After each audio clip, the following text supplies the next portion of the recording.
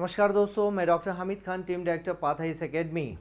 CGPSC general studies paper 3 में आपका एक टॉपिक है इंडियन पॉलिटी और साथ में उसके लोक प्रशासन।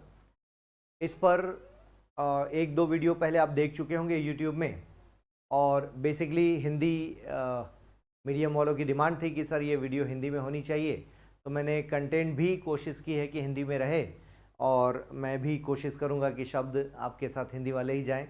तो दोस्तों, नवलोक प्रशासन की बात हमने की थी, और उसे अंग्रेजी में न्यू पब्लिक एडमिनिस्ट्रेशन कहते हैं, और अब अगला टॉपिक हमारा नवलोक प्रबंधन है।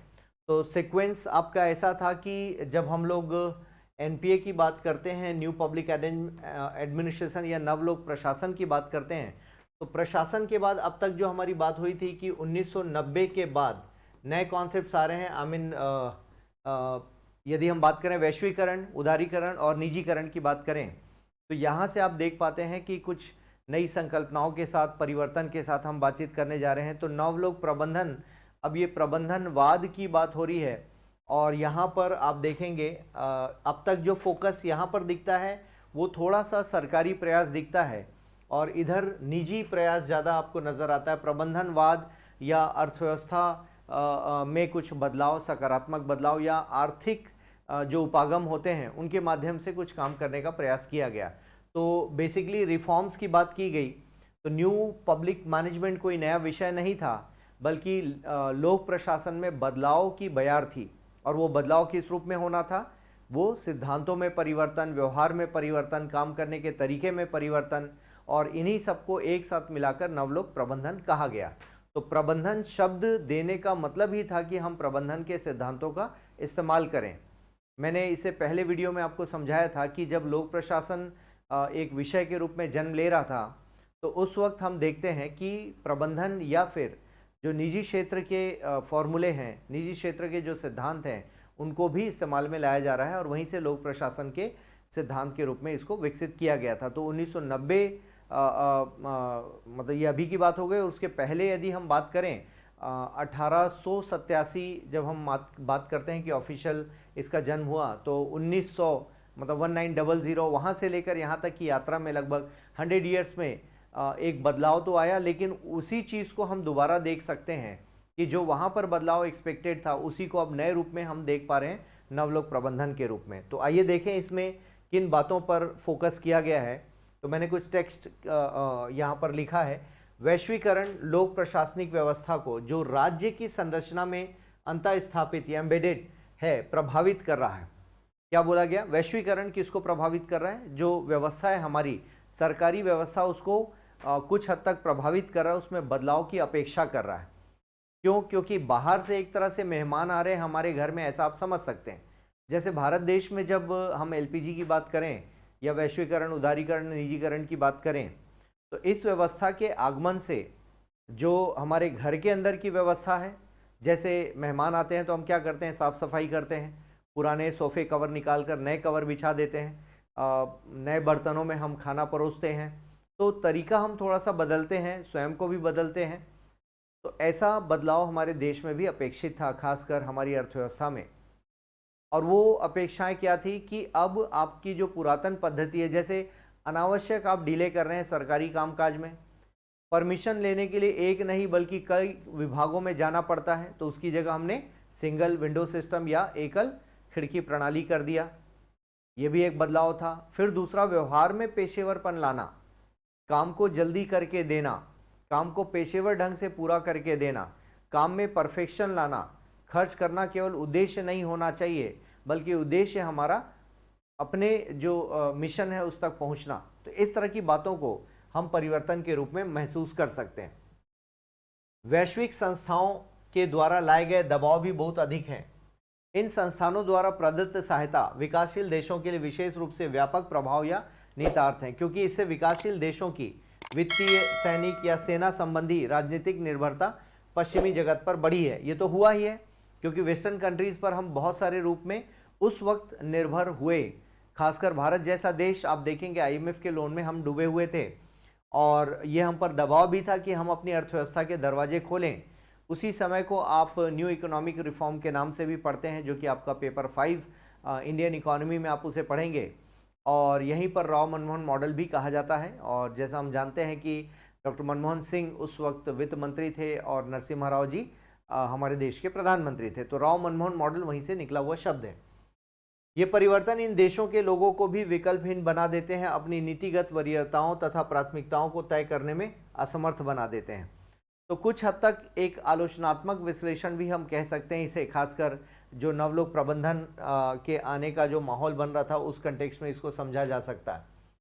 वैश्वीकरण राज्य को वैश्विक मानदंडों तथा व्यवहारों पर चलने की ओर धकेल रहा है। ये 1990 के आसपास की बात हो रही है और ये पृष्ठभूमि को देख रहे हैं हम। दूसरी तरफ अपने प्रशासन को कुशल तथा प्रभावी बनाने के लिए अमेरिका तथा ब्रिटेन में प्रयुक्त अनुमानित संरचना अनुकूलन कार्यक्रम स्ट्रक्चरल एडजस्टमेंट प्रोग्राम के परिणाम स्वरूप एक नए प्रारूप, जिसे नवीन लोक प्रबंधन या एनपीएम के नाम से जाना जाता है। तो पुराने लेक्चर में मैंने डिस्कस किया था मार्गरेट थैचर 1979 और रोनाल्ड रीगन 1982, इन दोनों ने अपनी अपनी अर्थव्यवस्थाओं में अपने अपने देश में प्रयोग किए, कॉन्ट्रैक्चुअल सिस्टम को लागू किया। तो एक तरह से वो ऑफिशियली उसका नाम क्या था, स्ट्रक्चरल एडजस्टमेंट प्रोग्राम। तो संरचनागत बदलाव यहाँ पर लाने का प्रयास किया जा रहा है और उसको एक सैद्धांतिक रूप में नाम दिया गया नवलोक प्रबंधन। साथ ही दूसरी ओर आंतरिक सामाजिक तथा राजनीतिक दबाव यह प्रयास कर रहे हैं कि राज्य एवं दूसरी शक्तियों की भूमिका को शासितों के हितों का संरक्षण करने के लिए अधिक मजबूत करने की आवश्यकता है। यह इकाई वैश्वीकरण के संदर्भ में राज्य एवं लोक प्रशासन की बदलती हुई भूमिका की व्याख्या करने का प्रयास करेंगी। यह एक नए प्रशासनिक प्रारूप के रूप में नवीन लोक प्रबंधन के आधार का परीक्षण करेंगी तथा इसकी विशेषताओं एवं तर्कसंगति की आलोचनात्मक समीक्षा भी करेगी।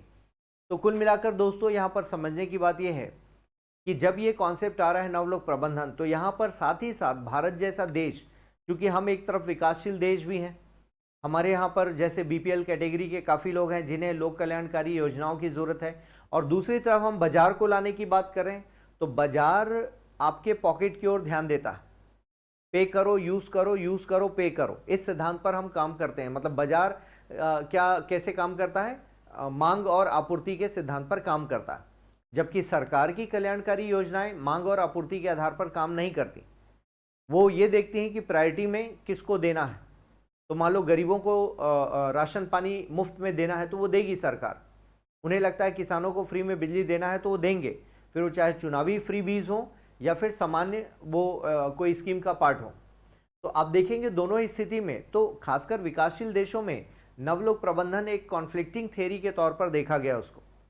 ऐसा इसलिए क्योंकि दोनों ही बातें हो रही है, एक तरफ बाजार लाने की बात हो रही है पेशेवर ढंग से, और दूसरी तरफ हम विकास कार्यक्रमों में राज्य की भूमिका को बढ़ाने की बात कर रहे हैं, जबकि नवलोक प्रबंधन राज्य की भूमिका को सीमित करने की बात करता है और वो कहता है कि राज्य पीछे हट जाए और राज्य के जो बहुत सारे काम हैं उनको बाजार अपने हाथ में ले लेगा। और भारत में भी ऐसा हुआ। 1991 के आप बात देखेंगे तो हमने क्या किया, जब हम उदारीकरण की बात करते हैं, और उदारीकरण क्या है, अपनी अर्थव्यवस्था को जो लाइसेंस के आधार पर हम अनुमति देते थे उसको ओपन कर देना, और डी लाइसेंसिंग, तो लाइसेंस राज की समाप्ति ही उदारीकरण के तौर पर देखा जा सकता है। हम उन सभी क्षेत्रों को खोल देते हैं जो क्षेत्र सरकारी क्षेत्र के लिए रिजर्व थे या सरकार उस पर काम करेगी ऐसा हम मानते थे। 2,500-3 हज़ार से ज़्यादा क्षेत्रों को हमने प्राइवेट सेक्टर के लिए खोल दिया, हार्डली 3-4 सेक्टर्स को हमने सरकार के लिए बचा लिया, जैसे स्पेस प्रोग्राम या न्यूक्लियर पावर या रेलवे। अब तो आते आते आप देखेंगे 2024 तक रेलवे के भी कुछ हिस्से को हमने निजी क्षेत्रों को सौंप रखा है। तो इस तर्ज पर आप देखेंगे 2 या 3 क्षेत्रों को छोड़ दिया जाए तो ज़्यादातर क्षेत्रों को हमने किसको सौंप दिया, प्राइवेट सेक्टर को हमने सौंप दिया। अब प्राइवेट सेक्टर क्या कर रहा है, उसमें परफॉर्मेंस बेस्ड काम कर रहा है।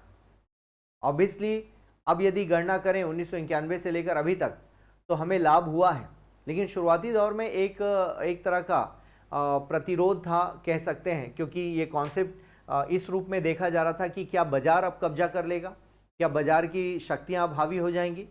तो विकासशील देशों के लिए चुनौती तो थी, लेकिन ओरिजिनल इस कॉन्सेप्ट को समझना है कि कॉन्सेप्ट क्या है, क्योंकि आलोचनात्मक ढंग से पूछेगा तब आपको आलोचना लिखनी है। फिलहाल देखते हैं, राज्य सदैव ही शासन के केंद्र में रहा है और रहेगा भी।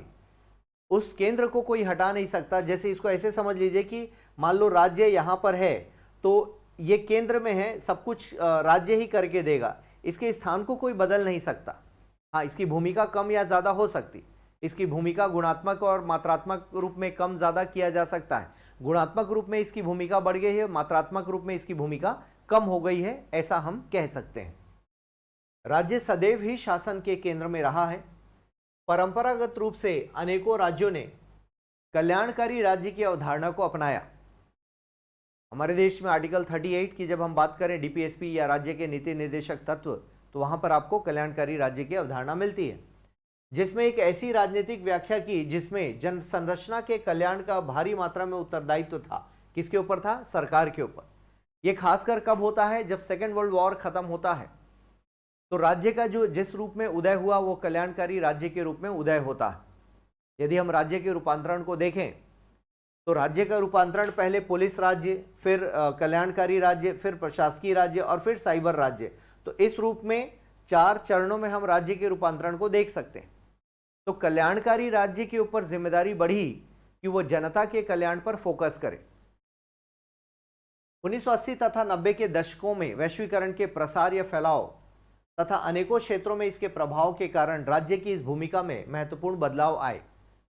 अब क्या हो रहा है? राज्य सब्स्टिट्यूट नहीं किया जाएगा, ध्यान रखिएगा, राज्य का विकल्प नहीं ढूंढ रहे हैं, लेकिन राज्य के सहयोगी के रूप में हम विकसित कर रहे हैं बाजार को। क्योंकि जिस दिन विकल्प लिखोगे इसका मतलब हुआ कि राज्य को बाजार सब्स्टिट्यूट करके चला गया, और अभी वो स्थिति आई नहीं है। अंतर्राष्ट्रीय आर्थिक शक्तियों ने राज्य के चरित्र को बदलकर एक प्रतिस्पर्धी राज्य, मतलब एक क्या हो गया, एक हम कंपटीशन की बात करने लगे कि कंपटीशन होना चाहिए जो स्थानीय राजनीतिक तथा प्रशासनिक संस्कृतियों की चिंता किए बिना अनियमितीकरण तथा निजीकरण के पक्षकार के रूप में परिवर्तित हो गया। तो अब कुल मिलाकर प्रतिस्पर्धी राज्य क्यों बोला? क्योंकि सरकारी क्षेत्रों में हमने कंपटीशन को बढ़ावा दिया। यदि मैं 1991 से हटते हुए अभी आज की बात करूं, तो जब मोदी जी प्रधानमंत्री बनकर आए तो उन्होंने कहा कि हमें संघीय जो प्रणाली हमारी है उसको तो हमें बनाए रखना है ना। तो संघवाद हमने कहा, तो एक तरह से अब देखेंगे, अब हम उसको हमने क्या कहा, प्रतियोगी संघवाद के रूप में अब हमने देखा। पहले सहयोगी संघवाद के रूप में देखा, अब प्रतियोगी संघवाद। अब राज्यों में भी कंपटीशन की, आपको यदि स्मार्ट सिटी का पैसा चाहिए तो स्वच्छता सर्वे में आप कंपटीशन कीजिए। तो वही 1991 का ही कॉन्सेप्ट है जिसको हम आगे बढ़ा रहे हैं कि भाई साहब अब आप कंपटीशन कीजिए, राज्यों को पुरस्कार मिलेगा। छत्तीसगढ़ को स्वच्छता सर्वे में पुरस्कार, पंचायत के लिए पुरस्कार, नगर पालिका के लिए पुरस्कार, इंदौर और अंबिकापुर सफाई में आगे। ये क्या है? ये एक तरह का प्रतियोगी माहौल है। तो प्रतिस्पर्धा पैदा करना, प्रतिस्पर्धा से क्या बेनिफिट होगा? प्रतिस्पर्धा से ये बेनिफिट होगा कि हमारा जो माहौल है वो इम्प्रूव करेगा, सरकारी एजेंसियों के बीच में वो वातावरण बेहतर होता जाएगा। तो इस रूप में चीज़ों को हम देख सकते हैं। तो राज्य की बदलती भूमिका तथा नवीन लोक प्रबंधन का उदय, तो यहाँ से उसकी भूमिका में बदलाव आना स्वाभाविक था, क्योंकि हम यहाँ पर राज्य को क्या मानते हैं कि राज्य एक सकारात्मक ढंग से आगे बढ़ता है, और प्रबंधनवाद के दौर में अब उसे प्रतिस्पर्धा बढ़ानी पड़ेगी, और प्रतिस्पर्धा बढ़ेगी तो इसका मतलब क्या हुआ, राज्य का संरक्षण धीरे धीरे खत्म होगा। राज्य ओपन कर रही है अपने जो पब्लिक सेक्टर से उनको प्राइवेट में हैंड ओवर कर रही है, या उनको बेच रही है, ऐसा हम कह सकते हैं। या फिर उनको बोला गया कि भाई साहब कंपटीशन आ रहा है, आप तैयार हो जाइए। अब आपको कंपटीशन, जैसे पोस्ट ऑफिस को कंपटीशन मिला कुरियर कंपनी से, अब आप देखेंगे पोस्ट ऑफिस साइड हो गया, कुरियर कंपनीज आगे बढ़ गई। बाइक, पहले एक ज़माना था, भारत के संदर्भ में देखें तो मारुति कार सरकार बनाती थी, फिर धीरे से उन्होंने समझा कि नहीं, ये कार बनाना हमारा काम नहीं है, लोगों को और भी चॉइसेस चाहिए, विकल्प चाहिए, तो हमने बाजार को आगे कर दिया और मारुति कार को बेच दिया, मतलब उस कंपनी से सरकार हट गई। तो इस तरह से आप देखोगे एक प्रतिस्पर्धी माहौल बनाना बहुत ज़रूरी है। सरकार प्रतिस्पर्धा में उस रूप में नहीं उतर सकती जो प्राइवेट सेक्टर कर सकता है। जैसे आप देखेंगे कि BSNL की बात करें तो BSNL का परफॉर्मेंस एयरटेल या बाकी और कंपनीज के जैसा नहीं हो सकता, या जियो के जैसा नहीं हो सकता, क्योंकि वो सरकार के अपने कुछ लिमिटेशंस हैं। उसमें उस तरह का एडवर्टीजमेंट नहीं हो सकता जो जियो और एयरटेल बना सकती हैं। आप देखेंगे टिपिकल सरकारी ऐड आया करता था BSNL का, तो वो पेशेवरपन उसमें नहीं दिखता है। आज भी वो पेशेवरपन आपको नहीं दिख रहा है। उसके डीलिंग और हैंडलिंग में। ठीक है, टेक्नोलॉजी उनके पास बहुत बड़ी होगी, लेकिन उसको भुना नहीं पाए। तो आप देखेंगे सरकार एक टाइम तक ही बाजार को चला सकती है, प्रोफेशनली बाजार को नहीं चला सकते। मारुति में भी जब कभी उसके जो प्रमुख बनाए गए थे वो एक आईएएस अधिकारी जगदीश खट्टर जी को बनाया गया था। तो सरकारी व्यक्ति निजी कंपनी को चला पाए, ये किस रूप में चला पाएगा, ये सोचने वाली बात है। क्या प्राइवेट कंपनी जैसे चल रही वैसा हम चला सकते हैं सरकारी सिद्धांतों के आधार पर? तो बहुत चैलेंजिंग है, बहुत चुनौतीपूर्ण है। न्यू पब्लिक मैनेजमेंट की कुछ खासियतें, कुछ खास बात या कुछ विशेष बात देखें क्या है। यह सिद्धांत अंतर्विषयक पद्धति अपनाने पर जोर देता है। वो कहता है अंतर्विषयक मतलब इंटर सब्जेक्ट अप्रोच, अलग अलग विषयों से गुणों को लेकर आगे बढ़ा जाए।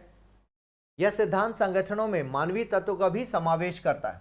आप देखेंगे प्रबंधन के जो सिद्धांत हैं उसमें मानवीय तत्व की भूमिका है, और वो कहता है कि आप अपने मानव को संसाधन रूप में समझे। मानव संसाधन कहा गया उसको, और ये बहुत बड़ा शब्द है, सकारात्मक शब्द है, ठीक है ना। अब वो सिर्फ मशीन की तरह काम नहीं करेगा। यह लाल फीताशाही का विरोध करता है, रेड टेपिज्म अंग्रेजी में कहते हैं। काम को डिले करना, अनावश्यक उसमें देरी करना, और कहीं ना कहीं पर निर्णय लेने में देरी करना, और इसीलिए फिर धीरे से आप देख पाते हैं कि भ्रष्टाचार की गुंजाइश बनती है। कोई ना कोई पैसा देकर अपने फाइल को आगे बढ़ाने के लिए बात करता है, उसी को लाल फीताशाही कहा जाता है। हालांकि लाल शब्द का अर्थ फाइलों को बांधने वाले कपड़े से लिया गया। पहले फाइलें बंद हो गई और गट्ठर बन के रख गया अधिकारी के घर में या उसके ऑफिस में चेयर के पीछे, वहीं से लाल फीता, रेड रिबन का कॉन्सेप्ट। तो आप देखेंगे सरकारी जो कामकाज है अक्सर उसको रेड रिबन में ही हम डिनोट करते हैं। यह केंद्रीय नियंत्रण को कम करके प्रबंधकों को स्वायत्त बनाना चाहता है। अब यहाँ पर क्या बात हो गई, केंद्रीय नियंत्रण को कम करके प्रबंधकों को स्वायत्त बनाना चाहता है। स्वायत्तता मतलब स्वयं के अनुसार काम कर सके। बहुत सारे सरकारी क्षेत्रों को स्वायत्त बनाया गया, जैसे steel authority of India limited, SAIL, हमने उन सब के लिए एक ग्रुप बना दिया, अलग अलग स्टील कंपनी उनके अंडर में आ गए और उनसे कहा कि सेल अब स्वायत्त हो गई, अपने हिसाब से काम करेगी। हालांकि बहुत सारे निर्णय सरकार अभी भी लेती है, बजट पर निर्भरता है उनकी, लेकिन फिर भी हमने ज़्यादा कोशिश की कि वो आत्मनिर्भर होकर काम कर सके। यह नैतिकता पर जोर देता है, एथिकल एस्पेक्ट्स पर जोर देता है, परिवर्तन में विश्वास करता है। परिवर्तन होना चाहिए समय के अनुसार, चाहे वो प्रौद्योगिकी में परिवर्तन हो, तकनीक में परिवर्तन हो, या विचारों में, संरचना में, काम करने के तरीके में। यह सामाजिक समस्याओं के प्रति संवेदनशील होता है, तो जो भी सामाजिक समस्याएं हैं उनको पेशेवर ढंग से समाप्त किया जाए या ख़त्म किया जाए। यह विकेंद्रीकरण को बढ़ावा देता है, जहां पर आप देखेंगे ब्यूरोक्रेसी, नौकरशाही की बात करें तो वो केंद्रीकरण पर बल देता है। यदि राज्य की मोनोपोली है, उसका एकाधिकार है, राज्य बुरी तरह से आपके ऊपर है, जैसे हम चाइना के बारे में हम कम्युनिज्म की बात करते हैं, साम्यवादी देश, तो वहाँ पर ज़्यादातर केंद्रीकरण है हर चीज़ का। लेकिन विकासशील देशों में, खासकर जिन देशों में लोकतंत्र है या लोकतांत्रिक व्यवस्था है, वहाँ पर विकेंद्रीकरण पर हम बल देते हैं। जैसे पंचायती राज हमारे देश में विकेंद्रीकरण का बेहतर उदाहरण है। लेकिन हम निर्णय निर्माण में और भी ज़्यादा विकेंद्रीकृत हो जाएं तो हम शायद और भी प्रभावी हो पाएंगे। इस तरह से हम इनके विशेषताओं को देख पाते हैं। यह प्रबंधकों के व्यक्तिगत दायित्व के स्थान पर परिणाम आधारित व्यवस्था पर जोर देता है। अब हमारे ब्यूरोक्रेट्स अभी भी काम कैसे करते हैं, उनका कोई टारगेट नहीं है, बट एनपीएम कहता है कि भाई साहब रिजल्ट ओरिएंटेड काम करना है, परिणाम उन्मुखी होकर काम करना है, मिशन उन्मुखी होकर, लक्ष्य उन्मुखी होकर। मतलब आपके पास लक्ष्य होना चाहिए, परिणाम क्या निकल रहा है उस पर बल दिया जाए। खर्च तो आपने बहुत कर लिया एजुकेशन के नाम पर, लेकिन क्या कितने बच्चे पढ़कर निकले, क्या हमने इस बात पर फोकस किया? वो बच्चे पढ़कर बन क्या रहे हैं, क्या इस बात पर हमने बल दिया? परिणाम उन्मुखी, ठीक है। यह शास्त्रीय नौकरशाही प्रवृत्ति की जगह संगठनों में कामकाजी और रोजगारिक सेवा शर्तों को अत्यधिक लचीला बनाता है। फ्लेक्सिबिलिटी, जिस तरह से प्राइवेट सेक्टर में आप देख पाते हैं, निजी क्षेत्रों में जिस तरह से लचीला उपागम है नियम कानून में, और फटाफट निर्णय निर्माण करने की बात होती है। हालांकि आज भी बहुत सारे नियम कानून हमारे संसद से ही बनकर आते हैं, तो कई बार देरी भी हो जाती है। यह संगठनों और कामकाजी उद्देश्य को सफलता और पेश किए गए मानकों की कसौटी पर परखने पर जोर देता है। तो कोई स्टैंडर्ड होने चाहिए, कोई मापदंड होने चाहिए जिसके आधार पर हम जांच कर सकें, जिसके आधार पर हम समझ सकें कि किस रूप में हम इनके परिणामों को जांच सकें। मतलब प्रदर्शन मूल्यांकन की बात होती। ध्यान रखिएगा, नवलोक प्रबंधन में प्रदर्शन मूल्यांकन एक बहुत महत्वपूर्ण पक्ष है कि आपके प्रदर्शन का मूल्यांकन होना चाहिए। और प्रदर्शन का मूल्यांकन कब होगा? जब आपके प्रदर्शन के लिए हम लोग कोई स्टैंडर्ड या कोई मापदंड निर्धारित करेंगे। इसके बाद बात आती है इसके केंद्रीय तत्व को किस रूप में देखा जा सकता है। नीति के बजाय प्रबंधन पर बल, मतलब आप सिर्फ नीति बनाने पर विश्वास मत कीजिए बल्कि प्रबंधन बेहतर कीजिए तथा कार्य कुशलता, एफिशिएंसी पर बात हो रही है। एफिशिएंसी कब आएगी? जब आप समय का ध्यान रखेंगे, कम संसाधन में ज्यादा परिणाम देने का प्रयास करेंगे। कार्य कुशलता का मूल्यांकन तथा सक्षमता पर ध्यान केंद्रित करना, ठीक है ना, तो सक्षमता या दक्षता हम कह सकते हैं। इसके अलावा सार्वजनिक नौकरशाही को ऐसे अभिकरणों के रूप में समूहबद्ध करना जो पैसा दो प्राप्त करो के आधार पर कार्य करे। इसमें क्या हुआ? अब तक हम सब कुछ फ्री में चला रहे हैं। अभी मैंने क्या कहा? पे करो, यूज करो, यूज करो, पे करो। इस तरह के कॉन्सेप्ट पर काम करने की जरूरत है, नहीं तो क्या होगा, लोग फ्री के आदी हो चुके होंगे और दक्षता नहीं आएगी और यहां पर घपले घोटाले होने के बहुत चांसेस बनते हैं। प्रतियोगिता को बढ़ावा देने के लिए अर्ध बाजार व्यवस्था या ठेके अनुबंध का प्रयोग करना, तो ठेकेदारी व्यवस्था कि रोड पर सफाई अब नगर निगम नहीं करेगी। अब आप देख पा रहे हैं प्राइवेट सेक्टर के लोग जिम्मेदारी लेते हैं। ट्रेन का उदाहरण दिया था मैंने, A to Z एक कंपनी है जो ट्रेन में सफाई का काम करती है। अब आप देखेंगे कि उनको कॉन्ट्रैक्ट दिया गया, सफाई बढ़िया हुई तो उनको पैसे मिलेंगे। अब वो सरकारी अपॉइंटेड व्यक्ति नहीं है जो सफाई कर रहे हैं, एक एक आदमी की जिम्मेदारी सरकार की नहीं है। सरकार ने एक कंपनी को ठेका दिया, वो काम करती है तो उसको पैसे मिलेंगे, अदरवाइज पैसे कटेंगे। तो इससे क्या हुआ, किसी एक व्यक्ति को हम जिम्मेदार ठहरा पा रहे हैं, किसी एक कंपनी को हम जिम्मेदार ठहरा पा रहे हैं। अगला मुद्दा, प्रबंधन की एक शैली को अपनाना। अब प्रबंधन की शैली क्या है? प्राइवेट स्टाइल ऑफ मैनेजमेंट, जो उत्पादन लक्ष्यों को सीमित अवधि अनुबंधों, धन संबंधी नवाचारों तक प्रबंधन की स्वतंत्रता पर बल देती हो। प्राइवेट सेक्टर में जिस तरह का प्रबंधन होता है उसी तर्ज पर हमें सरकारी क्षेत्रों में प्रबंधन की शैली अपनाने पर बल दिया जा रहा है। तो नवलोक प्रबंधन कहता है कि आपको ऐसे मैकेनिज्म अपनाने हैं जिससे एक तो निर्णय निर्माण आपका पेशेवर हो पाए, दूसरा दक्षता आ सके या जो निर्णय लिए जा रहे हैं वो प्रभावी हों और ज़्यादा लोगों को प्रभावित करें सकारात्मक ढंग से, अपने निर्णयों में स्पीड ला सकें, तीव्रता ला सकें और समय के अनुरूप फ्लेक्सिबिलिटी लाकर आप निर्णय ले सकें। लागत में कटौती करना है। सरकारी क्षेत्र में लागत पर हम बिल्कुल ध्यान नहीं देते क्योंकि पैसा आ रहा है, बजट से खर्च किए जाओ। ज़्यादातर मामलों में हमारा अप्रोच यही होता है। जैसे गार्डन में मान लो रोड के बीच में जो डिवाइडर है, अब उसमें आपने बहुत महंगे महंगे पेड़ लगा दिए। अब उन पेड़ों का रख रखाव नहीं हुआ, गर्मी में सूख गए, फिर नए पेड़ लगा दिए, वो फिर किसी और को कॉन्ट्रैक्ट चला गया। इस बात पर हमने देखा ही नहीं कि पीछे क्या हुआ। इसके लिए एक जीरो बेस्ड बजटिंग होता है, अभी यहाँ फिलहाल नहीं पढ़ना है उसको, लेकिन उदाहरण दिया मैंने कि बजट को रिकैलकुलेट नहीं करते, हम चेक ही नहीं करते हैं कि लास्ट जो हमने पौधे लगाए थे उनका क्या हुआ। और हम नया टेंडर की भाई धूप में जल गए, क्यों जले? पानी नहीं डाला, सुरक्षा नहीं की, या उन पेड़ पौधों को लगाया क्यों जो जलने वाले थे। हम समीक्षा नहीं करते हैं।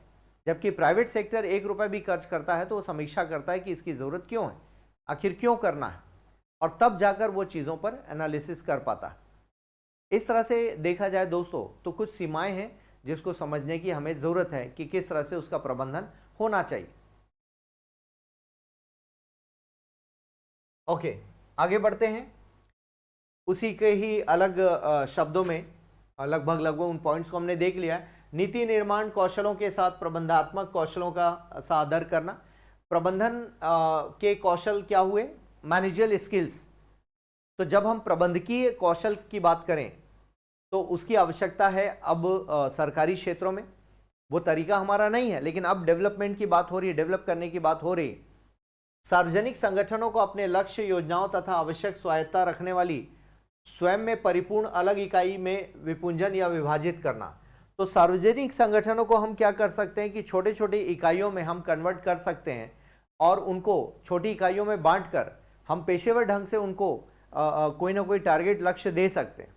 इससे क्या होगा कि वो अपने लक्ष्य में भटकेंगे नहीं और हम छोटे छोटे यूनिट्स को इवेल्युएट कर पाएंगे। बहुत बड़ी इकाई है तो उसको नियंत्रित कर पाना मुश्किल होता है, छोटी छोटी इकाइयों में बांट देना।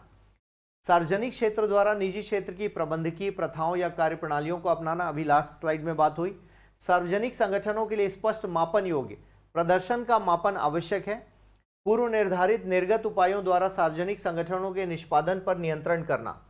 तो पूर्व निर्धारित निर्गत मतलब एक तरह से हम इनपुट कैसे करने वाले हैं उसके ऊपर बातचीत होनी है और उस इनपुट के माध्यम से इसको समझने की जरूरत है कि किस तरह के प्रयास काम करेंगे और फिर प्रदर्शन मूल्यांकन पर बल दिया जाए, प्रदर्शन पर नियंत्रण किया जाए।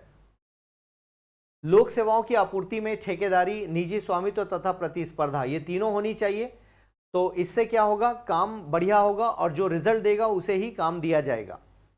सार्वजनिक क्षेत्रीय संगठनों तथा सार्वजनिक एवं निजी क्षेत्रों दोनों के मध्य प्रतिस्पर्धा को बढ़ावा देना।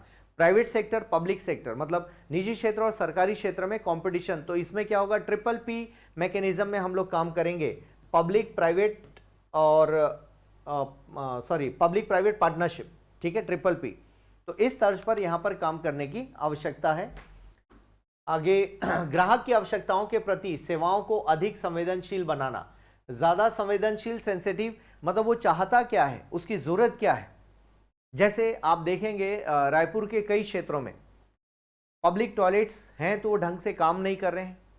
अब सरकार लिख देती है कि टॉयलेट्स में जाना है आपको, टॉयलेट्स हैं सार्वजनिक टॉयलेट, लेकिन वो इतने गंदे होते हैं कि आदमी वहां नहीं जाना चाहता, क्योंकि साफ सफाई पर कोई ध्यान नहीं है। क्यों नहीं है, क्योंकि उसको हमने सरकारी लोगों को दे रखा है। यदि प्राइवेट सेक्टर को दे दिया जाए तो शायद बेहतर व्यवस्था हो सकती है। जैसे आप दिल्ली में जाएंगे तो दिल्ली के रोड साइड में आपको बड़े बड़े टॉयलेट्स दिखाई देंगे, उन पर एडवर्टीजमेंट का पूरा बिल बोर्ड, एलईडी बोर्ड लगा है, जिससे उस टॉयलेट के जो भी खर्चे हैं वो मैनेज हो जाते हैं। और प्राइवेट सेक्टर को दे दिया गया है मैनेजमेंट, ताकि लोग अपना वहाँ पर कॉइन दें और जाकर टॉयलेट इस्तेमाल करें। उसकी साफ़ सफाई भी बेहतर होती है और लोग इस्तेमाल भी करते हैं। तो ये क्या हुआ कि हम ग्राहकों को संवेदनशील नहीं मानते, उनकी जो डिमांड है, उनकी जो ज़रूरतें हैं उस पर हम फोकस नहीं कर रहे हैं। जैसे पासपोर्ट ऑफिस में आप देखेंगे ज़बरदस्त बदलाव किया गया, आपकी ज़रूरतों को समझा गया, उसके अनुसार कार्य किया गया, वहाँ पर पेशेवर ढंग से हर चीज़ को सेवा के रूप में समझा गया। और ट्रिपल पी के आधार पर वहाँ पर टाटा जो टीसीएस कंपनी है उनको फ्रंट में रखा गया, और अंतिम जो दौर होता है जहाँ पासपोर्ट अप्रूवल होता है, ग्रांटेड वाला जो सील ठप्पा लगता है, वो सरकारी व्यक्ति दे रहा है। तो जहाँ पेशेवरपन की ज़रूरत है वहाँ हमने प्राइवेट सेक्टर को ला दिया, जहाँ सरकारी निर्णय लेना है वहाँ सरकार है। तो इससे क्या हुआ, ग्राहक लगभग खुश होता है उस सेवा से जो प्राइवेट सेक्टर, प्राइवेट स्टाइल में दिया जाता है। तो ये बदलाव की आवश्यकता है। अधिक अच्छी सेवा आपूर्ति को सुगम बनाने के लिए, सूचना बनाने के लिए सूचना तकनीक का प्रयोग करना। तो जो आज मॉडर्न टेक्निक्स हैं, जैसे आजकल सोशल मीडिया का इस्तेमाल करना, या फिर आईसीटी हम कहते हैं, इंफॉर्मेशन कम्युनिकेशन एंड टेक्नोलॉजी का इस्तेमाल करना, वही है। प्रक्रियाओं के अनुपालन के स्थान पर परिणामों, तो अननेसेसरी सिर्फ प्रक्रिया में उलझे रहना। जैसे आपने मुन्ना भाई वाली मूवी देखी होगी एमबीबीएस, तो उसमें जो संजय दत्त का कैरेक्टर है वो डॉक्टर अस्थाना से पूछते हैं कि आप यदि मरीज स्ट्रेचर पर आया है तो पहले उसका इलाज करेंगे या फिर उसे फॉर्म भरवाएंगे। तो डॉक्टर अस्थाना का कैरेक्टर उसमें कहता है कि नहीं नहीं, पहले हम फॉर्म भरवाएंगे, है ना। तो इसका मतलब क्या हुआ कि आप प्रक्रिया पर ज़्यादा बल दे रहे हैं और उद्देश्य क्या है, आपका इलाज करना। मरीज स्ट्रेचर पर यदि घायल है और उसकी डेथ हो जाती है, फिर तो आपका आपके अस्पताल को चलाने का उद्देश्य अधूरा रह गया। ठीक है, कई बार होता है कि कानूनी कार्रवाई भी आवश्यक होती है, लेकिन आपका प्रथम उद्देश्य वहां पर उसकी जान बचाना है, क्योंकि वो बचाना ही तो उद्देश्य है। फिर बच गया तो फिर आप जो भी एफआईआर करना है उस पर कीजिए, बाकी सब। तो इसका मतलब प्रोसेस में अननेसेसरी उलझा कर रखने का जो काम है वो गवर्नमेंट सेक्टर में है। प्राइवेट सेक्टर क्या करता है, प्रोसेस से ज़्यादा परिणाम।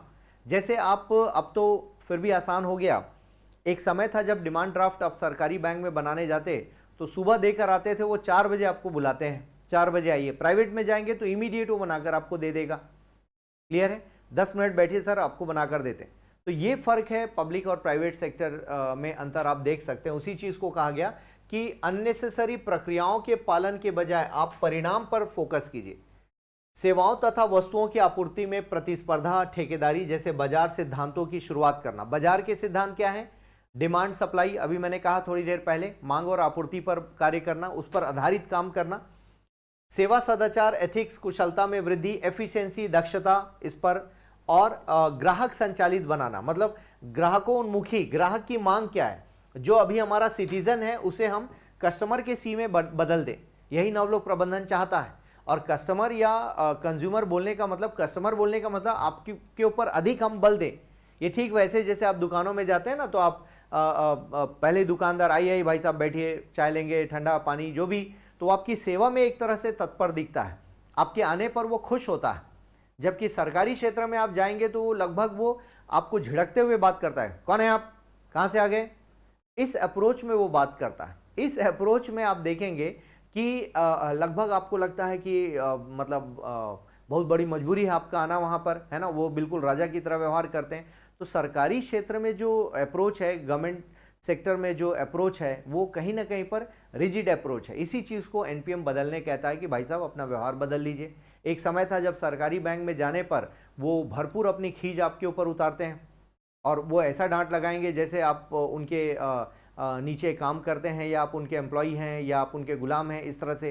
तो अब वो अप्रोच बदला है धीरे धीरे कंपटीशन में, तो ये बदलने की ज़रूरत है और सरकारी बिहेवियर को चेंज होने की ज़रूरत है।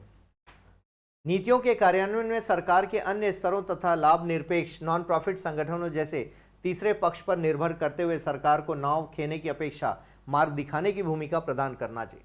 अब इसमें क्या बोला गया है कि आपको केवल मार्ग दिखाना है, आपको फैसिलिटेटर बनना है।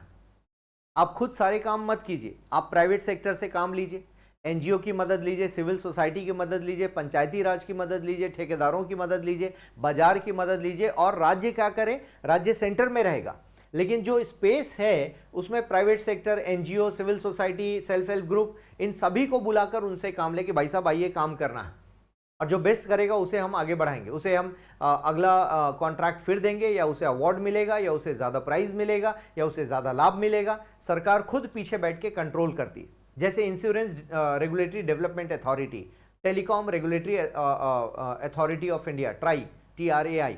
तो अब पीछे बैठ के आप काम कर रहे हैं, आप खुद सारी सर्विसेज मत दीजिए। हालांकि भारत में सब कुछ पॉसिबल नहीं कि भारत सरकार सब कुछ बेच दे और निजी क्षेत्र में दे दे, क्योंकि आज भी हमारा देश विकासशील देश वाले टैग से हटा नहीं है। आज भी लगभग 40-45% लोग बीपीएल कैटेगरी में आते हैं, तो उनको सेवा चाहिए, उनको सरकारी सपोर्ट चाहिए, 2 रुपए किलो चावल टाइप की चीज़ें चाहिए। तो बाजार को दे दोगे तो बाजार तो पूछेगा भाई साहब 2 रुपए क्यों देना आपको, वो आपसे पैसा लेगा फिर आपको देगा। तो इस तर्ज पर आप देखेंगे तो जनता परेशान हो सकती है। इसलिए कंप्लीट अर्थव्यवस्था को हम निजीकरण की ओर धकेल नहीं सकते, लेकिन जिन क्षेत्रों में पॉसिबल है वहां किया जा सके। जैसे छत्तीसगढ़ में आप देखेंगे जो राज्य ट्रांसपोर्टेशन है वो राज्य के पास नहीं है बल्कि निजी क्षेत्र के पास है। हालांकि उसके नुकसान भी होते हैं कई बार यदि वो ढंग से रेगुलेट ना हो, और भ्रष्टाचार की गुंजाइश बनते रहती है उसमें। तो हमें ये देखने की जरूरत है कि अब धीरे धीरे इन सेवाओं को प्राइवेट सेक्टर को दिए जा रहे हैं ताकि वो पेशेवर ढंग से इसको पूरा कर सके। सरकार को परिणामोन्मुखी बनने के लिए सरकारी क्रियाकलापों को नियंत्रण युक्त करना होगा, डीरेगुलेट करना होगा। अब हम परिणाम उन्मुखी नहीं है, रिजल्ट ओरिएंटेड नहीं है, हमें रिजल्ट पर काम करने की जरूरत है कि जो हमने सोचा है वो हमें प्राप्त हो रहा है या नहीं हो रहा है। तो रिजल्ट पर काम करने की जरूरत है दोस्तों, ठीक है ना। जबकि हम रिजल्ट ओरिएंटेड नहीं होते, हम प्रोसेस ओरिएंटेड, प्रोसेस फॉलो होना चाहिए, रिजल्ट जो भी निकले देखा जाएगा। जैसे अब मान लो रोड बनाना है, तो रोड बनाने के लिए हमें क्या करना चाहिए, बेस्ट कंपनी को चूज करना चाहिए, ना कि प्रोसेस क्या है वो नहीं। बेस्ट कंपनी और रोड बननी चाहिए, रोड हमारी ये मापदंड है, ये बनेगी तब हम आपको पैसा देंगे, नहीं तो तोड़िए और फिर बनाइए। कर्मचारियों को ग्राहकों की सेवा करने के लिए सशक्त करना, क्योंकि इससे समूह भावना, टीम स्पिरिट को बढ़ावा मिलता है। तो अभी भी सरकारी सिस्टम में आप नगर पालिका टाइप के ऑफिस में आप जाएं या बहुत सारे थानों में आप जाएं तो आपको वो सरकारी एटीट्यूड ही मिलेगा। कौन है आप, कहाँ से आए हैं, क्या काम है बताइए। मतलब वो इस तरह का टोन और टेम्पर होगा कि आप वहाँ से निकल ही जाएंगे, आपको लगेगा यार कब यहाँ से भागूं। और इसीलिए ज़्यादातर टाइम आप क्या करते हैं, पैसा ऑफर करके काम करवाते हैं या अप्रोच ढूंढने की कोशिश करते हैं। उनका व्यवहार ऐसा होता है, या उनके व्यवहार से आपको मैसेज मिलता है कि इनको पैसे चाहिए, बिना पैसे के काम नहीं होगा। मतलब ये जो अप्रोच है ये टिपिकल सरकारी अप्रोच है, इसको बदलने की ज़रूरत है। अब लोक सेवा गारंटी जैसे अप्रोच आ रहे हैं जहां पर आप उनके ऊपर कंडीशन डाल सकते हैं कि भाई साहब ये काम है 30 दिन में होना चाहिए, नहीं तो हम आवेदन लगाएंगे। आरटीआई के आने से कुछ बदलाव आए हैं, तो ऐसा नहीं है कि सभी विभागों में ऐसा हो रहा है, लेकिन ये उदाहरण दिया मैंने कि 90 के पहले की स्थिति ऐसी थी। आज भी कहीं कहीं पर है ये अप्रोच एटीट्यूड बचा हुआ है, जिसको बदलने की जरूरत है। नियमबद्धता प्रक्रिया के विरुद्ध तथा आगत के स्थान पर परिणाम पर ध्यान केंद्रित करते हुए नमनीयता मतलब लोचशीलता, नवोन्मेष, नवाचार को लाना, उद्यमशीलता, एंटरप्रेन्योरशिप तथा उद्यमी की ओर लोक प्रशासन संस्कृति को बदलना। कुल मिला के सरकारी सेक्टर को अपने अंदर बदलाव लाने चाहिए। उद्यमशीलता का मतलब यही हुआ कि आप प्राइवेट स्टाइल में काम करेंगे तो आप अपने कस्टमर पर फोकस करेंगे। जैसे मैंने पासपोर्ट ऑफिस का उदाहरण दिया, तो आप देखेंगे उनको क्या मिला हुआ है, उनको सेवोत्तम का पुरस्कार मिला हुआ है। वो अपने ग्राहकों को बेहतर ढंग से ट्रीट करते हैं, पानी पूछते हैं, वहाँ पर वॉशरूम है, क्लीन वॉशरूम है, बेबी फीडिंग जोन है, आपके बैठने के लिए चेयर्स हैं। वो आखिरी में पूछते हैं भाई साहब कोई दिक्कत तो नहीं आई, 45 मिनट में आपका पासपोर्ट मतलब वाला काम हो जाना चाहिए, ऐसा हम लोग मानते हैं। तो उन्होंने पहले ही सब टारगेट लगा रखा है। तो इस तरह से पेशेवर ढंग से हमें चीज़ें चाहिए। एयरपोर्ट में आप जाते हैं तो भी इसी तरह की सेवाएं मिलती हैं पेशेवर ढंग से। वहाँ पर सिवाय आपके जो सिक्योरिटी चेकिंग है उसी में सरकारी लोग हैं, बाकी मैक्सिमम जगह पर निजी लोग वहाँ पर आपको दिखाई देते हैं। तो इसका मतलब है पेशेवर ढंग से हम उसको लागू करने का प्रयास कर रहे हैं। हमेशा इनोवेशन, तो इनोवेशन कब होगा, जब आप प्रोसेस से निकल कर उनको बेस्ट सर्विस के लिए आप प्रयास करने बोलेंगे, तभी ये निकल कर आएगा कि वो अपने आप के अंदर इनोवेशन लेकर आए, काम करने के नए नए तरीके ढूंढ कर लाएं। और कुल मिलाकर आपको प्रक्रिया से ज्यादा आउटपुट पर फोकस करने की जरूरत है कि फाइनली हमारा आउटपुट क्या निकल रहा है। नवलोक प्रबंधन पर क्रिस्टोफर हुड के विचार, तो ये अलग से मैंने टाइटल लेकर, हालांकि जो पीछे पढ़े हैं वही सब कुछ है, लेकिन इनको क्रिस्टोफर हुड के ही विचार माने जाते हैं। उन्होंने क्या दिए हैं इसको आप अलग से लिख सकते हैं, मान लो प्रश्न आ गया तो। सार्वजनिक क्षेत्र में पेशेवर प्रबंध, जहां उत्तरदायित्व के साथ प्रबंधकों को अधिक स्वायत्ता पर बल दिया जाए। तो अधिक स्वायत्ता देनी है ताकि वो काम कर सके। ऐसा नहीं कि हर चीज के लिए उनको पूछना है, कुछ उनको प्रयोग करने दीजिए, गलती होगी तो सीखेंगे, और जब नया कुछ कर रहे हैं तो गलती तो होगी। तो प्राइवेट सेक्टर में अलाउ होता है कि आप नया कीजिए, गलत हुआ तो देखा जाएगा, सुधारेंगे, लेकिन कोशिश तो कीजिए, कुछ नया तो कीजिए आप। प्रदर्शन का एक निश्चित मानक, तो मानक पर बात हो चुकी है, मापदंड, और हम प्रदर्शन का मूल्यांकन करें और कार्यकुशल व उद्देश्य को पूरा करने में सक्षम हो, बात हो चुकी है। निर्गत नियंत्रण, इनपुट कंट्रोल, इसके अंतर्गत संसाधन के बंटवारों पर नियंत्रण रखा जा सके। हमें क्या करना है, हमें यह देखना है कि जो भी हम लगा रहे हैं वो क्या लगा रहे हैं, उसको देखने की जरूरत, उसको इवेल्युएट करने की जरूरत है। हम कितना लगा रहे हैं, कैसा लगा रहे हैं, ऐसा तो नहीं बिना कैलकुलेशन के हम लगाए जा रहे हैं और रिजल्ट भी नहीं आ रहा है। सार्वजनिक क्षेत्रों को अत्यधिक बढ़ावा देना, निजी क्षेत्रों की प्रबंधकीय शैली पर बल, ये भी बात कर चुके हैं। उच्च अनुशासन तथा संसाधनों में मितव्ययता, अनुशासन एक हमारा कमजोर पक्ष है, खासकर सरकारी सेक्टर में। आप देखेंगे संसाधनों का बेजा इस्तेमाल हो रहा है, चीज़ें टूटी फूटी पड़ी हुई हैं। फैन में मान लो चूहे ने तार काट दिया तो पूरा फैन बदल दो, और उस फैन का क्या हुआ, चलते हुए फैन का, तो कोई उसके लिए जवाबदेह नहीं है। सड़कें बन रही है, हर बार सड़कें बनती है रोड के बाहर, आप देखेंगे घरों के बाहर, और रोड हर साल उस रोड के ऊपर रोड बना दी जाती है। क्लियर है, आपका घर नीचे, रोड ऊपर हो गए, जबकि उस रोड को प्रॉपर उखाड़ना चाहिए फिर बनना चाहिए, इसकी कोई जिम्मेदारी नहीं लेता।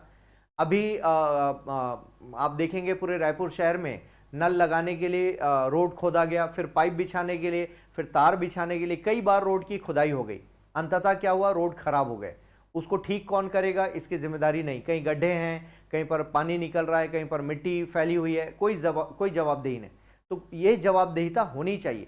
इन्हीं सब चीज़ों पर बात हो रही है कि निजी क्षेत्र, जैसे मेट्रो का जब निर्माण होता है तो कभी आपको दिल्ली मुंबई जाने का अवसर मिले, या जहां भी मेट्रो का निर्माण हो रहा है, तो आप देखेंगे बड़े पेशेवर ढंग से, मतलब जहां भी मेट्रो बन रहा है उसके दोनों तरफ वो लोग एक बाउंड्री लगा देते हैं। उस बाउंड्री के बाहर धूल का एक कण आने नहीं देते, आपको पता ही नहीं चलेगा कि इधर कम से कम 70-80 फीट गड्ढा खोद दिया और बड़े हैवी मशीन्स लग के काम चल रहे हैं, वो धूल आप तक नहीं पहुंचेगी। इतनी साफ सफाई रखते हैं, सर्विस रोड बना देंगे, वो काम करने का तरीका जबरदस्त है। तो क्यों नहीं हमारा देश इन सब चीज़ों को अपना लेता, सभी जगह पर क्यों नहीं ये हम प्रयोग कर पाते हैं। हम ओवरब्रिज बना रहे हैं, ओवरब्रिज बहुत फैला हुआ है, जबकि आप देखेंगे दिल्ली में कुछ पेशेवर कंपनीज को जब ठेका दिया गया तो ओवरब्रिज में बीच में पोल्स लगे हैं और बिल्कुल इस तरह से अम्ब्रेला स्टाइल में बना है। ऊपर रोड चल रही है, नीचे आपको छांव मिल रही है चलने के लिए, बारिश में आप बच जाते हैं। तो बनाने का डिज़ाइन जब एक जगह अच्छा प्रयोग हो चुका है तो उसे सभी राज्यों में प्रयोग करना चाहिए। तो इस तरह के कुछ बेहतर प्रयोग होने आवश्यक हैं। तो कुल मिलाकर संसाधन में कटौती होनी चाहिए, अनावश्यक संसाधनों में कटौती होनी चाहिए। सो ये क्रिस्टोफर हुड के जो नियम हैं, अब थोड़ा सा आलोचनात्मक इसका एंगल देख लें। यह सिद्धांत समान रूप से विकसित और विकासशील देशों में लागू नहीं किया जा सकता, इसकी अपनी सीमाएं हैं। क्या बाजार सशक्तिकरण को बल देता है, न कि नागरिक सशक्तिकरण की बात करता है, या किसी राज्य व्यवस्था के अंतर्गत नागरिकों को उपभोक्ता के रूप में देखता है जिससे प्रजातांत्रिक मूल्यों का ह्रास होता है। तो यह भी एक स्थिति है कि बहुत अत्यधिक बाजार पर निर्भरता भारत जैसे देशों में परेशानी पैदा कर सकती है, क्योंकि एक लोकतांत्रिक व्यवस्था में हम कल्याणकारी व्यवस्था भी साथ लेकर चल रहे हैं, जहां पर गरीबों का कल्याण, 2 रुपए किलो चावल, फ्री में बिजली, फ्री में पानी जैसी सुविधाओं को हम दे रहे हैं। कुछ अत्यधिक पिछड़े हुए क्षेत्र हैं, जैसे जनजातीय क्षेत्र हैं, जहां पर विकास अभी भी होना बाकी है। ऐसी जगह पर यदि गलती से हमने प्राइवेट को भेज दिया तो प्राइवेट पहले अपना प्रॉफिट देखेगा, फिर काम करेगा। हालांकि दोनों के बीच एक दीवार मिटती हुई दिखती है, लेकिन उसे बाद में विश्लेषण करेंगे, जहां पर CSR, कॉर्पोरेट सोशल रिस्पॉन्सिबिलिटी जैसे मुद्दों पर बातचीत होना चाहिए। निजी और सरकारी क्षेत्र के गुणों में आपस में बदलाव भी हो रहा है, दोनों एक दूसरे के गुण ले भी रहे हैं। यह अत्यधिक बाजारीकरण तथा निजीकरण पर बल देता है। तो NPM बाजारीकरण, निजीकरण पर बल देता है, जो कि वाकई विकासशील देशों के लिए संभव नहीं है। नवीन लोक प्रबंधन सरकार को बाजार का सही उपागम मानता है तथा व्यक्तिगत या निजी प्रशासन के मूल्यों तथा तकनीकों की प्रशंसा करता है, जबकि लोक प्रशासन कभी भी निजी प्रशासन को अपना उपागम नहीं बना सकता। आधुनिक सरकार विधि के शासन का अनुकरण करती है, न कि बाजार संयंत्र का। तो विधि का शासन आवश्यक भी है, लेकिन साथ ही साथ बाजार को लेकर भी हम आगे बढ़ सकते हैं, और बाजारी अर्थव्यवस्था और सरकारी जो व्यवस्था है, उन दोनों में एक समागम लेकर, एक बीच का रास्ता निकालकर हम PPP जैसे कॉन्सेप्ट को लेकर आगे बढ़ सकते हैं। एक छोटा सा कॉन्सेप्ट इसी में और समझेंगे हम लोग। तो यहाँ पर ये आलोचनात्मक की बात कर ही रहे थे, इसके आगे हम लोग चलते हैं, फिर मैं आपको समझाता हूँ कि दोनों में एक बेहतर कॉम्बिनेशन क्या हो सकता है। व्यवहारिक दृष्टिकोण से यह भी सत्य प्रतीत होता है कि अत्यधिक निजीकरण से संपत्ति के कुछ व्यक्तियों के हाथों में संकेंद्रण खतरा हमेशा बना रहता है। ऐसी व्यवस्था जहां कुछ व्यक्तियों के हाथों में होती है, वहां नौकरशाही और सरकार दोनों अमीर या साधन संपन्न हाथों की कठपुतली बन जाते हैं तथा शोषण परक वातावरण उत्पन्न होता है। तो मे भी चांसेस हैं कि भ्रष्टाचार से किसी 1-2 कंपनी को अत्यधिक हम फेवर कर दें और पता चला उसी का सब कब्जा होता गया। धीरे धीरे सरकार बदली तो वो किसी के नियंत्रण में नहीं आ रहे हैं, क्योंकि आपने कानून उनके फेवर में बना कर दे दिया। तो इस तरह की घटनाएं हो सकती है। नवीन लोक प्रबंध न केवल आर्थिक उद्देश्य परक व्याख्या पर बल दिया गया तथा सामाजिक, राजनीतिक और सांस्कृतिक पहलू की अनदेखी है। एक अच्छा प्रशासन वह होता है जो मानव की प्रत्येक गतिविधियों में सामंजस्य स्थापित करने की कोशिश करता है। तो मैं जिस बात को कह रहा था कि एक समय था जब आप देखेंगे पब्लिक वर्सेस प्राइवेट था, दोनों के बीच में एक दूरी थी बहुत ज़्यादा। वर्सेस मतलब विरुद्ध, एक दूसरे के विरुद्ध खड़े थे, ऐसा हम कह सकते हैं। फिर आप देखेंगे पब्लिक एंड प्राइवेट की बात आती है, एंड मतलब दोनों के बीच जो दूरी है थोड़ी कम हुई, ऐसा हम कह सकते हैं। फिर हम देख पाते हैं कि पब्लिक विथ प्राइवेट की बात आती है तो थोड़े और नज़दीक हो गए, और लास्ट में PPP की बात आती है तो ये डायग्राम इस तरीके से दिखता है। अब दोनों मतलब साथ आ गए, पब्लिक प्राइवेट पार्टनरशिप की बात हो गई। तो वर्सेस, एंड और विथ से दूरियां कम हुई, और फाइनली आप देख पाएंगे PPP के कॉन्सेप्ट को हम समझ सकते हैं। तो इस तरह से ये डायग्राम आपका, मान लो इसको मैं कलर चेंज करके बात करूं तो इस तरह से ये डायग्राम आपको दिखता है दोस्तों, ठीक है। तो इस तरह का डायग्राम आप दे सकते हैं और दोनों के कॉम्बिनेशन को समझा सकते हैं आप। NPM के डिस्कशन में हम ऑसबॉर्न एंड गैबलर को बिल्कुल पढ़ना चाहेंगे, समझना चाहेंगे। ऑसबॉर्न एंड गैबलर ने री इन्वेंटिंग गवर्नमेंट नामक किताब लिखी। आप देख सकते हैं इनकी किताब री inventing government, how the entrepreneurial spirit in transforming the public sector. मैंने PPT में ज़्यादा कंटेंट लिया है, ये आपको PDF के रूप में मिल जाएगा, और हमारे टेलीग्राम चैनल में या YouTube के जहाँ पर ये वीडियो आप देख रहे हैं, इसी लिंक में आपको दिखाई भी दे जाएगा। तो आप इसे डाउनलोड कर लीजिएगा, आप पढ़ेंगे तो आपको लाभ मिलेगा, इसलिए मैंने ज़्यादा कंटेंट डाल रखा है। तो मैं समझा देता हूँ। तो री इन्वेंटिंग गवर्नमेंट में इन्होंने कुछ नई बातें की, और सरकार में परिवर्तन बदलाव को इन्होंने बढ़ावा दिया, ऑसबॉर्न एंड गैबलर ने। तो आप देखें, सरकार केवल व्यापार की तरह नहीं हो सकती, क्योंकि सरकार तथा व्यापार के उद्देश्य अलग हैं, वे दोनों महत्वपूर्ण व आवश्यक हैं।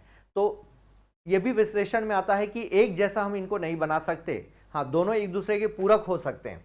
प्रश्न ये नहीं कि हमारी सरकार कितनी बड़ी है, बल्कि यह कि हमारी सरकार किस प्रकार की है। इसलिए उन्होंने परिवर्तित होने वाली या स्वयं को पुनः खोज करने वाली सरकार का पक्ष प्रस्तुत किया। उन्होंने यही कहा कि गुणवत्तापूर्ण सरकार को लाने का प्रयास किया जाए। सरकार सिर्फ होने के नाम पर सरकार ना हो, बल्कि उद्देश्यों को की पूर्ति कर पाए, इसलिए सरकारी व्यवस्था में कुछ बदलाव लाए जाए। जैसे उन्होंने कहा कि उत्प्रेरक सरकार बनने की जरूरत है, और आपका काम केवल सेवाएं प्रदान करना ही नहीं, बल्कि समस्याओं के समाधान में सभी क्षेत्रों को कार्यगति में लाने में उत्प्रेरणा देना है। प्राइवेट सेक्टर को उत्प्रेरणा दीजिए, सिविल सोसाइटी को, लोक संगठन जिसको कहा जाता है, एनजीओस को प्रेरणा दीजिए, स्व सहायता समूह को बढ़ावा दीजिए। कैटलाइज करना, उत्प्रेरक बनना कहा गया है ना, सरकार का काम। ऑसबॉर्न एंड गैबलर ने लिखा अपनी किताब में।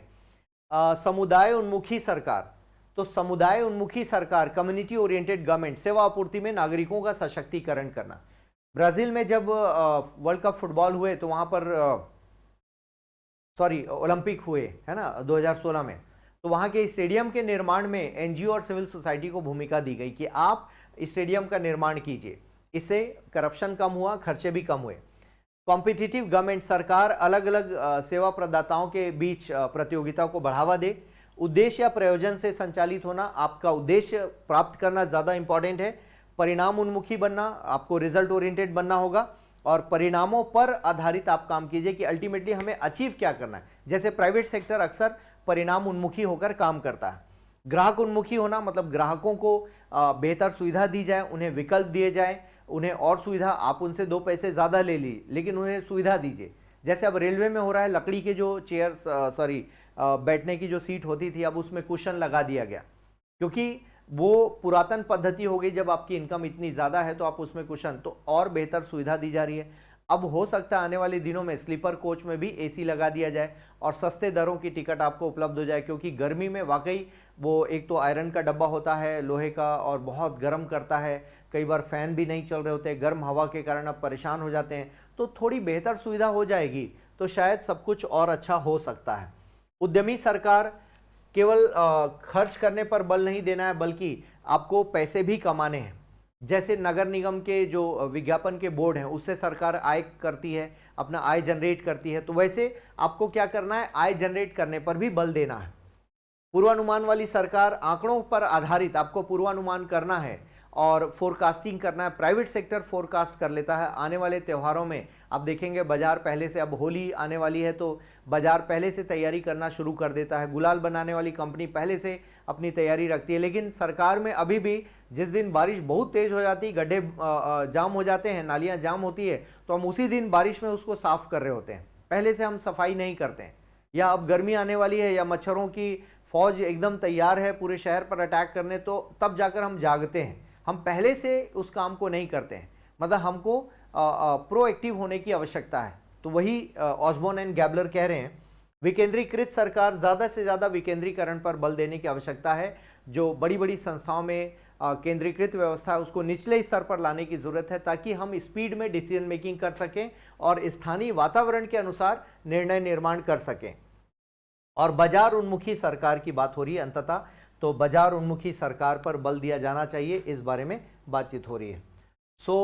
नवलोक प्रबंधन में सुधारों का प्रभाव हम कह सकते हैं कुल मिलाकर।